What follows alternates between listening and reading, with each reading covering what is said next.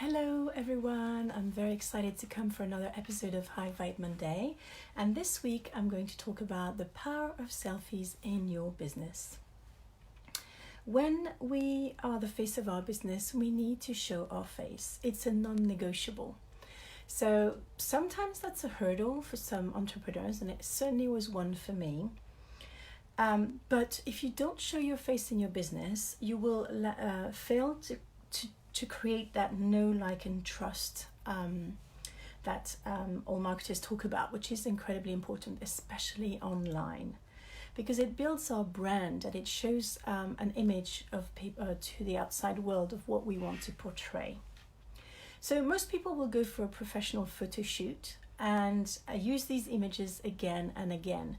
But the way that the online world has evolved, we now need to show more intimate pictures that are not so much curated, pictures that are more real. The photo shoot pictures are okay for a website, but they're too polished for social media. And so it's very important to learn how to take good selfies of yourself that you can share on your social media to connect to your ideal audience, because selfies take you off that pedestal. Photo shoot pictures can actually create a separation between you and your audience.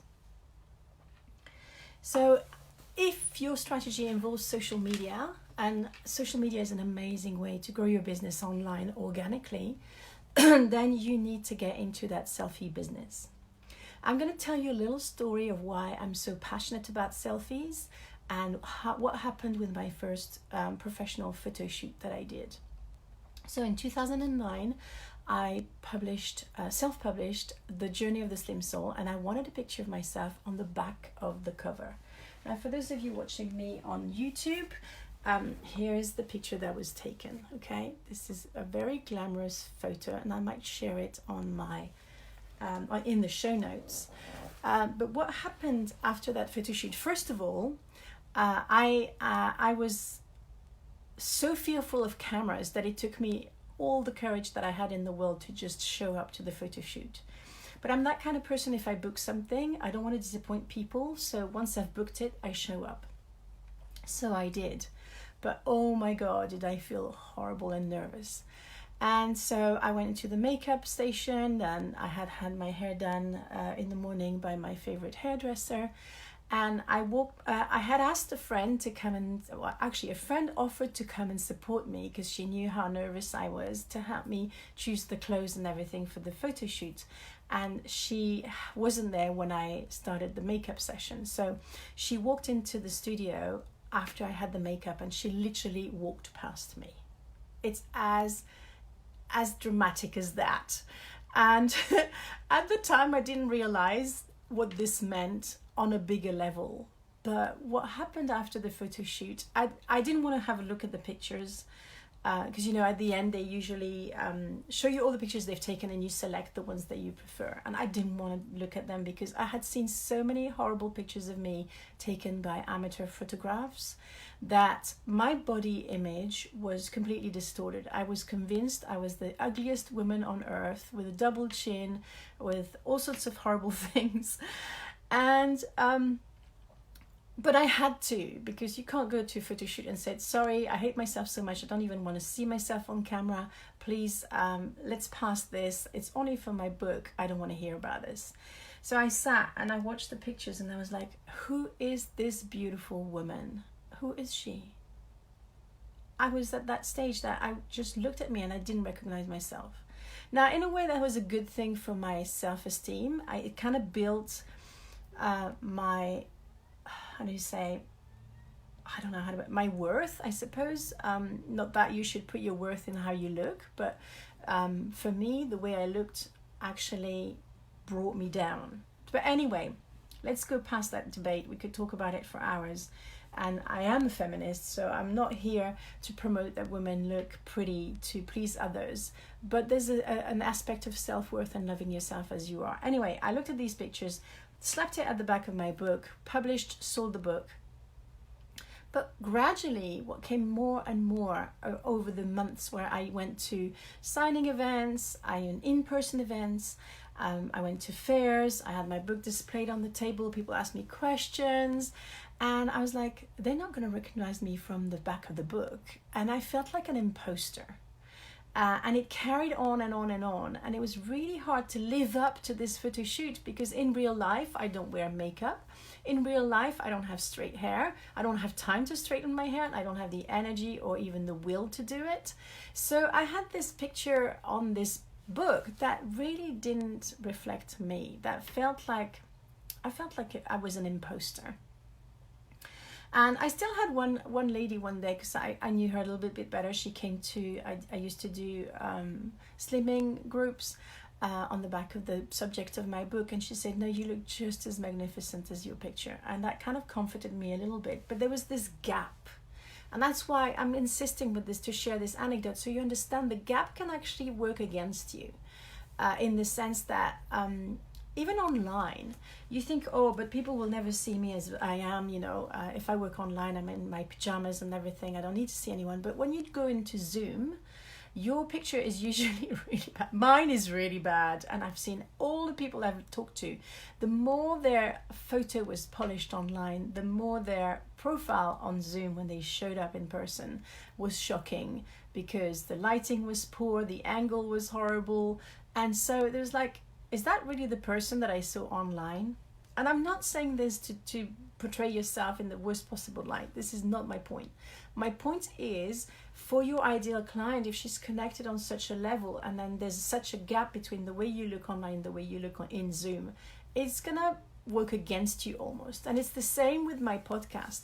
At one point, I took the time to edit the the so and all that. But then I thought, this is how I talk. And if I want people to trust me, I need to appear the same on my podcast as they will hear me in my sessions.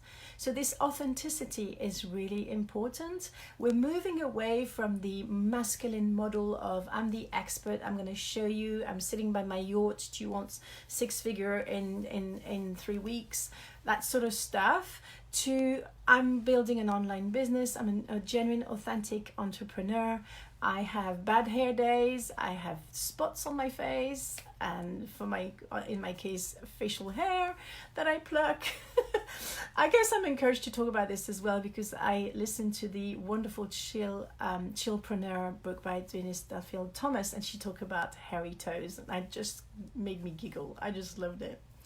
So you want to live, you can't just spend your life trying to live up to the expectation of people, how you appear physically in your encounters.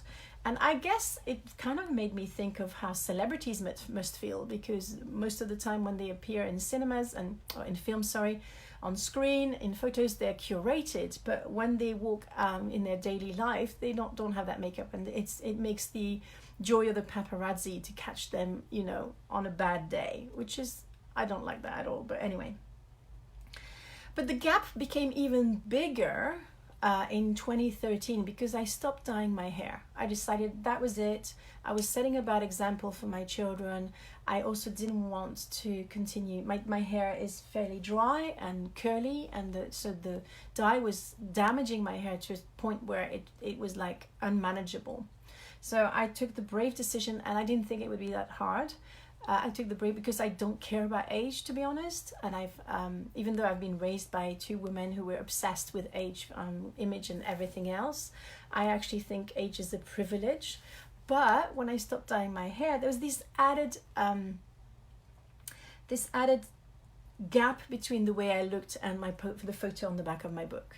And I came to the point where I stopped using my photos altogether. And because I have this business, I'm not going to call it a small business. My business is powerful, but I only work 1 day a week. And back then I only worked during school hours. And I made the mistake back then to do a lot of the chores during my school hours, so that I would have more time for my children when they came home from school, which is a wonderful thing to do as a mum, but as a business owner, it just doesn't work. So my income was trickling in, and it wasn't big. So I didn't really have a budget for another photo shoot, considering the kind of business I was running back then.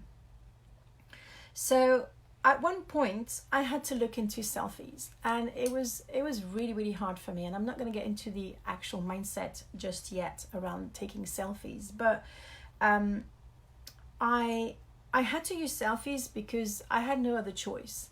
And even though I didn't know how to take selfies, I luckily came across a coach that did a selfie challenge. That didn't teach me how to take good selfies, but that took away the I suppose the reluctance and feeling weird on camera, because when you do it every day for 30 days, it becomes your new normal. So I want to say, if you are resisting doing selfies, and if it's something that's not feeling good for you, sign up for a 30-day selfie challenge, or create one for yourself. This will help you get over that first step. It's just the same with video, but we'll go talk about Facebook Lives next week. This week we're just focusing on selfies, because I forgot to tell you, but the whole month of March is about visibility, and I'm gonna next month is going to be about mindset, money, prosperity, and fear, and which I think is incredibly relevant to what we're experiencing on a world level at the moment with this coronavirus creating the most bizarre behavior in people. And if you want to hear more of how I can inspire people through these difficult times that are here to last, please head over to my Facebook page. I Can Help You Thrive. I've been sharing a couple of things over the weekend of what I've been doing when I go into supermarkets. I just send this energy of love. I shared about it, so just go and check it out. I hope it will inspire you. And there'll be inspiration about that the whole of month of April. But if you want Facebook Lives, things that are more specific and more geared towards you, I also have a fabulous group, and I will talk about it at the end of this. Well, actually, I can talk about it now. I'm running a selfie week in my group called Ange's Fabulous Big Vision Incubator. And if you're a female entrepreneur with a big vision, I invite you to join us to come and have fun with selfies in the group. We're going to apply everything that I explained in this podcast. So it's going to be, knowledge without action is nothing. You can know a lot of things. If you never do anything with it, then you might as well not spend all that time learning. So what's important is to put it into motion and to act it out, to embody it. So please come in the group and do this selfie week with me so that we can increase your visibility in your business. And I'm still going to talk about the world, what's happening in the world right now, because most of us will have to take our business online, right? And I had to do this for completely different reasons back in 2015. And I thought it would be the end of my business. And the funniest thing is, it was actually the growth of my business. I really started to grow when I went online, but it took a lot of learning, and I'm very happy to share everything I've learned along the way. And if you want me to support you to take your business online because something that you have been thinking about, you don't know about it, and you're scared that you're going to actually kill your business, I'm the right person to talk to, because I made it work. And the reason why I had to go online was because we decided with my husband to homeschool our younger two children, and I had to take my business online. And back then I was a clinical hypnotherapist and I was a psychic. I had no idea how to work online, even as a clinical hypnotherapist. But since then I've seen lots of people who do it, so it's possible. The web is an amazing thing, but there's things that you need to do that are different in an online business, and one of them is how you are visible, how you appear online, because there's so much noise. There's more noise online than there is in the physical business side of things. And the best example is when I used to work in a clinic as a clinical hypnotherapist, there was all the clients that came to the clinic, and I didn't have to shine particularly. I had to shine amongst the therapist, but if they saw that I did this and that, they came for my modality. When you go online, you have to come across first as you have to put yourself up front. You have to share more about your stories. You have to share pictures. You have to make yourself relatable, because people don't trust online entrepreneurs necessarily. It's a jungle out there. It's much more of a jungle than if you go to a clinic or to go to a center to work with a therapist, if that makes any sense.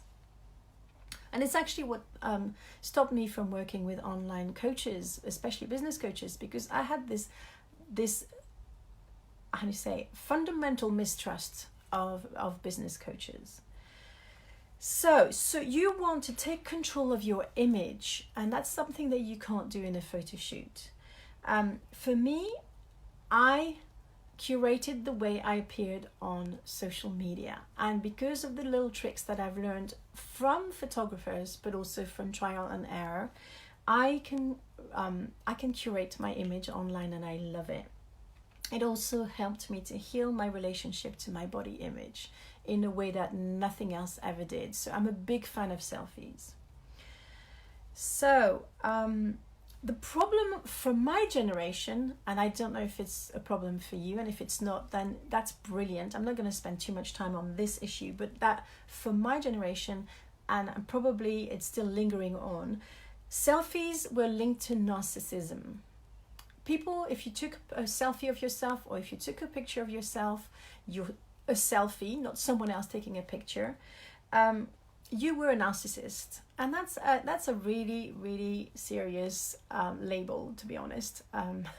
Well, maybe it's a different word in English than in French, but someone who's in love with themselves. And that's supposed to be a really bad thing. Now, I'm not going to go into the whole debate whether we should love ourselves or not. I think we should in a healthy way, because when we do, we actually avoid being this attention seeker, which is a completely different energy. So the things that, as I mentioned earlier, that helped me to get started was this 30-day selfies challenge. But now let's get into the technical aspects of taking selfies.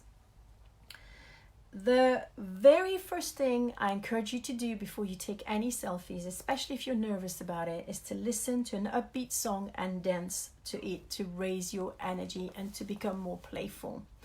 Every morning, it's actually part of my morning energy routine, I dance to my favorite dance track. And I did this before coming live on this video and doing this podcast.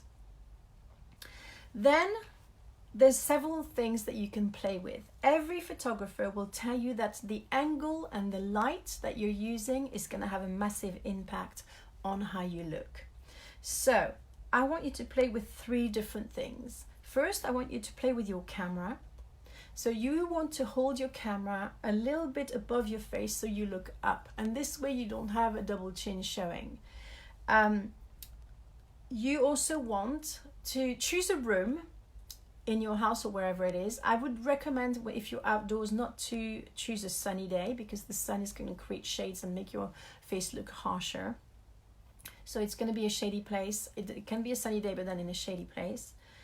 Is it shady, or I don't know. I hope it's the right word. I'm French. Sorry if it's completely the wrong word and gets you giggling. It's not a bad thing. Giggles are good. And once you have a spot where you want to take your picture, I want you to do a full 360-degree circle whilst holding your camera in this place and looking at it to see which light works best. Just by changing the light and the angle, you can absolutely change the way you look to your advantage. And I do this in my kitchen sometimes, and I have actually done a whole little video for my audience once in a course that I was running, where I showed them, like, by just twisting on myself in my kitchen, how my face completely changed in this 360-degree circle. So that's the first thing. You'd be amazed how much difference it can make. Now, if you don't feel that in that room or in that spot you have the right light, try other places until you find the right spot. I found 2 incredible spots in my house. One is in my bathroom. I don't tell people I take my best selfies in my bathroom, but it has this orange background which gives me a glow, and it's got a really nice, I don't know, the light is just perfect. The other one is in one of my corridors. But yeah, find the spot in your house or somewhere where you will have the perfect lighting and the perfect angle as well. Sometimes there's good backgrounds, but the angle, the light is wrong. So that's number 1. Number 2, play with accessories. I see women sharing their faces on Facebook, on social media, and it's always the same face, always on the same background. And I don't want to be offensive and hurt people's feelings, but if you do that, it switches me off. Immediately, I think I've seen it before. There's nothing new here. Now, it doesn't mean that you have to take a very different selfie every day, but have a range of things where you do things differently. Maybe take a selfie with a slightly different angle on your face. Don't be afraid as well to make funny faces and to do like I would call it like a little face workout, because we've been trained to appear on photos always with the same expression. So we smile if we can. I used not to be able to smile, now I can, but if someone takes their camera out, everybody goes into this freeze thing, and there's no expression in it, there's no emotions, there's nothing, it's just this smile, it's like a mask. So I want you to take off the mask and have fun with your camera, your phone camera, and shake the mask off. Give yourself permission to move all the muscles, to be ugly on camera, to, pull your nose up like that and do really crazy things so that you get over that I have to look pretty on a picture. Because that's when you will be, you'll allow yourself, and I don't have any background in acting, and I'd love if you have a background in acting that you can feed back to me if this is good advice, but you want to make sure that, I'm still laughing at how my teeth looked when I pulled my nose up, and it's good, you want to laugh, you want to bring that people want to connect to human beings who are alive, not to pin pictures that you can pin on the wall to admire. So I want you to play around with this facial expressions. Well, that was about accessory, and I kind of branched out into this expression, but it's important. Now, accessories, I do card readings. Sometimes I put these cards, and I'm going to show it to you because this was a really good, I decided to pull a Klimt tarot card before I started this reading, and I just love, I know you're not going to see this on the podcast, but you can always head over to YouTube. The video will be on YouTube as well. So you could show up with a tarot card if you work with tarot. I used to be a book coach, so I did a photo with a pile of notebooks that I was holding, and it was one of the greatest pictures I've taken. It was so fun, and there was so much expression, not just in my face, but it was like a little a mini scene. I created a scene that spoke with objects. If you're into meditation, maybe you could have a little Buddha or whatever it is. Just think creatively, think outside the box, and think fun. How can you take the funnest selfie? And one of the ladies who inspired me the most was a lady, I still know her, but I'm not as connected to her as I used to be, but she was promoting services to help people heal their teeth holistically. So she dressed up as the tooth fairy, basically, on her pictures, and she did all sorts of things that attracted people's attention. You need to attract people's attention, which is the opposite of what we've been taught as a kid. Say just stay in your place, don't stand out, don't make too much noise, be quiet. But no, online you have to stand out. How can you stand out? I love to wear my tiara. I'm still a little bit shy about doing it, but I'm probably going to wear my tiara more and more, because I'm about shining a light in the world. I'm about bringing the love and the positivity. Play with different clothes, colors, and styles. Okay, so that's my advice number 3. There's some colors that are going to make you look awful. Now, if you're not confident about learning which colors flatter you and which ones don't, or which ones look good on camera, which ones don't, there are lots of image consultants that can help you find the right colors for you. There's also books. There's the most famous one, it's a classic, it's called Color Me Beautiful. Have a little look around, but trust what you see. Once you get the right lighting and you look at your clothes, do you feel that it's flattering you and looking your best? And it's not just the flattering shape, it's the color. Some colors just don't suit your skin tone or your hair or whatever it is. And the same goes for makeup. You want to have something that complements you, not just because you want to be vain, it's just because it makes you feel more appealing to people. And people, it's a sad state of affair, but people make a split judgment about you on the way you look, and so you want to put everything to your advantage. So I've talked about the mask, I've talked about accessories. I want you to go on a little treasure hunt and look on social media at selfies that you really like, and get inspired by them. Okay. I've done one holding a magic wand. I've held this. You could also show your office. You can see my office. I don't have a backdrop. One day I might want to have a backdrop, but here you see my office, and sometimes it's messy. And okay, I did actually a big tidy over the weekend, so now it's not so messy, but it makes you relatable. For some people, if they're the right people for you, if you have a completely pristine, unless you're someone who's into home organization, but to be frank, even if you had a bit of mess in the background, that would comfort me, because it would make me feel that I'm not alone, and that actually, okay, maybe you have people organized their lives, but you know what it's like not to be organized. So you've come from a place of, I've learned and I know what it feels like, rather than, it's a bit like with personal trainers who've never had, or people who help slim who've never had a weight issue. I don't relate to them as much, and I don't know about you. You might feel differently, but if that person's I was the ideal client for that person, I would take that into account. So what else do I want to tell you about?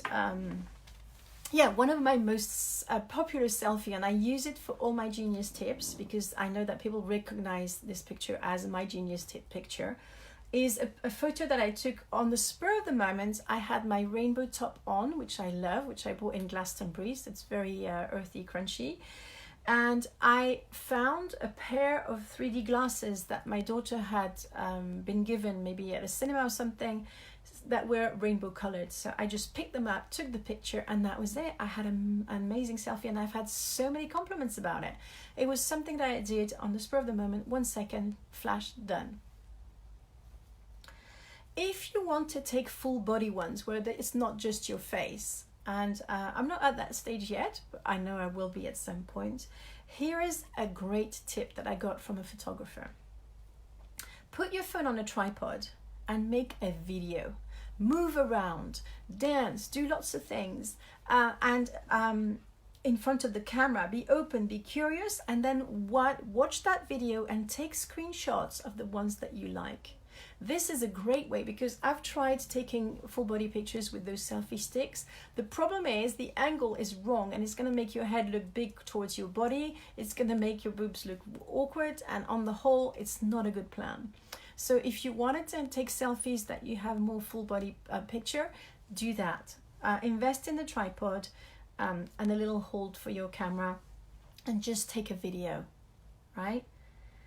But what I want to say, and I've mentioned this a little bit before, to conclude this episode, is please come and practice your selfies with us in our group. It's a safe space. We have guidelines where one of the rules is that it's not allowed to take screenshots.